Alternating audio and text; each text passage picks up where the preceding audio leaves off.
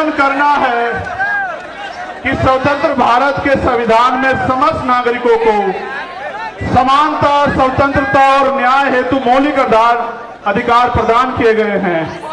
साथ ही सदियों से हक वंचित वर्गों, विशेष रूप से जाति जनजाति के लोगों के अधिकारों की सुरक्षा व इनके विकास के लिए संविधान में विशेष प्रावधान किए गए। हमारा संविधान समाज के कमजोर वर्गों एससी, एसटी, ओबीसी, माइनॉरिटी के कल्याण हेतु प्रतिबद्ध है। यथा संविधान अनुच्छेद 38 के तहत अनुसूचित जाति जनजाति राष्ट्रीय आयोग का गठन किया गया है। यह अवगत कराना है कि सदियों से एससी, एसटी समुदाय के लोग सामंतवादी और घृणित जातिवादी क्रूर मनवादी मानसिकता का शिकार बनाए जा रहे हैं। हाल ही में मध्य प्रदेश में एक आदिवासी समुदाय के व्यक्ति का सर के सिर के ऊपर अपर कास्ट के व्यक्ति द्वारा पेशाब करना आधुनिक भारत की क्रूर मानसिकता को दर्शाता है। इसी प्रकार पिछले कुछ वर्षों में देश के राज्यों में समाज के इन कमजोर वर्गों के लिए चैलेंज करके सुनिश्चित हत्याएं की जा रही हैं, जिसमें प्रमुख घटनाएं हैं शोधार्थी छात्र रोहित वेमुला की हत्या, वरिष्ठ पत्रकार गौरी लंकेर की हत्या, मनीषा वाल्मीकि की हत्या, जितेंद्र मेघवाल की हत्या, इंद्र मेघवाल की हत्या, रमन वाल्मीकि की हत्या, भाई आकाश गुजर की हत्या जो उत्तर प्रदेश पुलिस द्वारा गोली मारकर की गई। इन घटनाओं से ऐसा प्रतीत होता है कि देश भारत के संविधान से नहीं बल्कि देश का शासन प्रशासन मनोविधान से संचालित हो रहा है। समाज के कमजोर वर्गों के खिलाफ आए दिन सुनियोजित हिंसा, हत्याओं तथा मॉब लिंचिंग घटनाओं का ग्राफ लगातार बढ़ता जा रहा है। एनसीआरबी की रिपोर्ट इसका सरकारी सबूत है।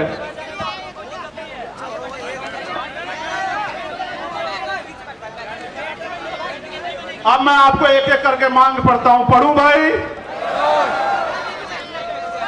आप समर्थन भी करना होना चाहिए, नहीं होना चाहिए, ठीक है? क्योंकि भारत एक लोकतांत्रिक गणराज्य है। हमारा बुद्धिजीवी समाज भी सुने कि हम अपने लिए लड़ रहे हैं या समाज के लिए लड़ रहे हैं। हम आपकी वोट से बने वो नेता नहीं जो राज्यसभा, विधानसभा, लोकसभा में तलवे छाट रहे आरएसएस और भारतीय जनता पार्टी के। हम आपका खून है, कल भी लड़ रहे थे, आज भी लड़ रहे और हमेशा सड़कों पर लड़ते रहेंगे। क्योंकि भारत एक लोकतांत्रिक गणराज्य है। देश में 85% लोग एससी, एसटी, ओबीसी व अल्पसंख्यक समुदाय के हैं, जबकि हायर जुडिशरी अर्थात सुप्रीम कोर्ट व हाई कोर्ट में इन वर्गों का समुचित प्रतिनिधित्व नहीं है। इसके लिए इन वर्गों के जजों की समानुपातिक आरक्षण के तहत नियुक्ति सुनिश्चित की जाए। और इसका एक उदाहरण बता देता हूं। यूपी एचडीएस में पिछले 10 साल में दलित समाज का एक भी बच्चा भर्ती नहीं हुआ। आप चेक करा लेना। उन्होंने एक षड्यंत्र कर रखा है, हम उनको हरा देते हैं कंपटीशन में, इंटरव्यू में वो हमें हरा देते हैं। उन्होंने कहा इंटरव्यू में 80 नंबर नहीं आएंगे तो भाई कामयाब नहीं माना जाएगा। 70 से 79 देकर हमारे लोगों को निकाल देते। आप देखो लोकतांत्रिक भारत में एक जज नहीं बना पिछले 10 साल में। आप इस बात को समझो कितनी बड़ी साजिश है। पिछड़े वर्ग के भी 2-4 बने होंगे। ये बात आपको इसलिए बता रहा हूं कि आपके नेता जिनको आपने वोट से बनाया उनको दिखाई नहीं देता भाई। जब आपका जज नहीं होगा तो फिर 10 लाख का जुर्माना तो लगेगा भाई, या नहीं? फिर संविधान के अनुच्छेद दूसरी मांग है, ये होनी चाहिए नहीं होनी चाहिए? पहले वाली संविधान के अनुच्छेद 38 के तहत गठित राष्ट्रीय अनुसूचित जाति जनजाति आयोग को एक संवैधानिक संस्था है। इस आयोग को प्रत्येक राज्य में गठन हो, जिसके अध्यक्ष सेवानिवृत्त हाईकोर्ट के जज हो। इस प्रकार जिला स्तर पर आयोग का गठन किया जाए तथा भारत के प्रत्येक जिले में SC, ST executive exclusive special court की स्थापना की जाए, जो केवल एससी, एसटी एक्ट में दर्ज केसों की सुनवाई करे और आयोग उनकी निगरानी करे। और इसलिए मैंने कहा कि बिहार वालों को भी अपने यहां आयोग बना देना चाहिए, ठीक है? ये होना चाहिए नहीं होना चाहिए? ठीक है, बहुत अच्छे। एससी, एसटी एट्रोसिटी एक्ट 1989 के उपबंध 4 के तहत जिला स्तर पर जिलाधिकारी की संस्तुति में जांच प्रक्रिया की निगरानी हेतु वरिष्ठ अधिवक्ताओं की कमेटी का गठन किया जाए तथा एससी, एसटी समुदाय के जघन्य अपराधों जिसमें कम से कम 7 वर्ष की सजा हो। पीड़ित परिवार को आर्थिक सहायता राशि कम से कम जो भी 8,25,000 रुपए मिलती है 50 लाख रुपए की जाए। पीड़ित परिवार के एक सदस्य को सरकारी नौकरी दी जाए। बताओ सहमत हो या नहीं सहमत हो? भाई मंच के लोग हाथ नहीं उठा रहे हो तो हम एक तरफ हो गए। चलो आगे बढ़ो। SC ST वर्ग के अधिकारी कर्मचारियों का उच्च पदों पर SC ST OBC वर्ग के अधिकारियों कर्मचारियों का उच्च पदों पर समुचित प्रतिनिधित्व हेतु प्रमोशन में रिजर्वेशन का प्राविधान किया जाए तथा इन वर्गों का बैकलॉग कोटा पूर्ण करने के लिए विशेष भर्ती अभियान चला जाए। हमारे बहुत सारे अधिकारी कर्मचारी आए हैं, आप भले धीमे धीमे हमारे साथ खड़े हो रहे हो, हम आपके साथ खड़े हैं। प्रमोशन में रिजर्वेशन SC ST OBC को लागू करवा कर देंगे इस देश में, याद रखियो। सन 1931 के बाद देश में आज तक जाति आधारित जनगणना नहीं की गई, अतः जाति आधारित जनगणना की हम पुरजोर मांग करते हैं तथा जिसकी इतनी संख्या भारी उसकी उतनी हिस्सेदारी के तहत देश में वास्तविक लोकतंत्र कायम हो सके एवं जनसंख्या के अनुपात में आरक्षण बढ़ाया जाए। आप चाहते हो जातिगत जनगणना हो? ठीक है।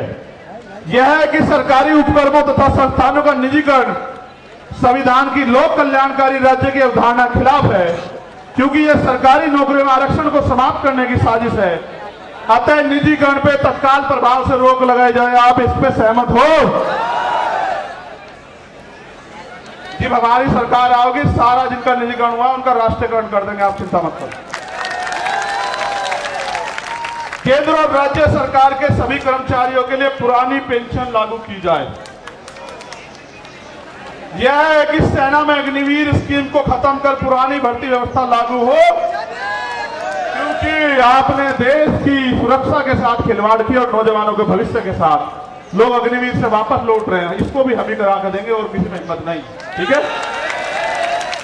भारत एक कृषि प्रधान देश है, किसान देश की रीढ़ है, अतः किसानों की MSP की समयबद्ध कानूनी लीगल गारंटी सुनिश्चित की जाए। और अभी जो किसान आंदोलन हुआ था उसमें जो झूठे मुकदमे लगाए गए थे वो मुकदमे वापस हो और जो किसान सम्मान निधि 6,000 रुपए आप दे रहे हो उसको बढ़ा के 24,000 रुपए किया जाए। यह है कि संविदा नौकरी में आउटसोर्सिंग भर्ती को तत्काल खत्म किया जाए तथा संविदा पे कार्य कर रहे कर्मचारियों को भी नियमित कर्मचारियों का समान वेतन और अन्य सुविधाएं दी जाए। जो सफाई कर्मचारी ने संविदा पिछले 5 वर्षों से अधिक समय से ठेके संविदा पे रखे गए हैं उनको संवैधानिक आरक्षण का अनुपालन करते हुए नियमित किया जाए। आप इससे सहमत हो? भाई पहले तो ठेकेदारी होनी नहीं चाहिए, मगर जो ठेकेदारी पे है अगर सरकारी कर्मचारी को 50,000 रुपए मिल रहे तो उसको भी 50,000 रुपए मिले। ये इस बात पे सहमत हो? चलो ठीक है। और सफाई कर्मचारी दिल्ली के तैयार हैं, आपकी मांग हम अगले 1 महीने में पूरी करवाने के लिए यहां की सरकार से भी निपटेंगे, आप चिंता न करियो। यूनिफॉर्म सिविल कोड लागू करने से पूर्व सामाजिक और आर्थिक गैर बराबरी समाप्त की जाए तथा शैक्षिक और लैंगिक स्थापना समानता स्थापित की जाए। उसके बाद UCC पे आपसे बात करेंगे। अगर आप अल्पसंख्यकों के विरोध में कोई भी कानून लाओगे हम उसका ड्राफ्ट पढ़ेंगे, आपकी ईंट से ईंट बजा देंगे सरकार के लोगों, इस बात को याद रखना। और भाई आखिरी मांग ये है, मैंने कहा था राष्ट्रीय अध्यक्ष जी पढ़ देंगे, मैं मांग बता देता हूं कि इस घटना की CBI जांच हो और सुरक्षा तो भाई समाज ही करेगा, थारे मांगने दे देने वाले तो है नहीं। लेकिन बड़ी बात यह है, ये समझना पड़ेगा कि देश के जब सरकार के नेताओं को सुरक्षा मिल सकती है तो हमारे नेताओं को भी सुरक्षा मिलनी चाहिए। सरकार आती जाती रहती है, हम भी टैक्स देते हैं, आप भी टैक्स देते हो, हमारी संख्या ज्यादा, हमारा टैक्स ज्यादा है, फिर सुरक्षा आपको क्यों? आपकी तो सरकार है, आप पे कौन गोली चला रहा है? गोली तो हम दलित पिछड़े अल्पसंख्यकों की छाती से निकल के जा रही है। इसलिए सुरक्षा की जाए। मुख्यमंत्री जी उत्तर प्रदेश को मैं कहना चाहता हूं, अगर वो संत है और अगर वो न्याय की बात करते हैं, कानून के राज की बात करते हैं तो वो वहां से पैरवी करें। और केंद्र सरकार अगर सच्ची है, उनका हाथ नहीं है, स्टेट गवर्नमेंट का और केंद्र गवर्नमेंट का, तो वो उस रिक्वायरमेंट को जो है, जो यूपी गवर्नमेंट भेजे उसको फाइनलाइज करके ऑर्डर करे सीबीआई जांच के। हम बताएंगे कि इसमें सांप चूहे शामिल हैं या बड़े बड़े अजगर जो हैं शामिल हैं।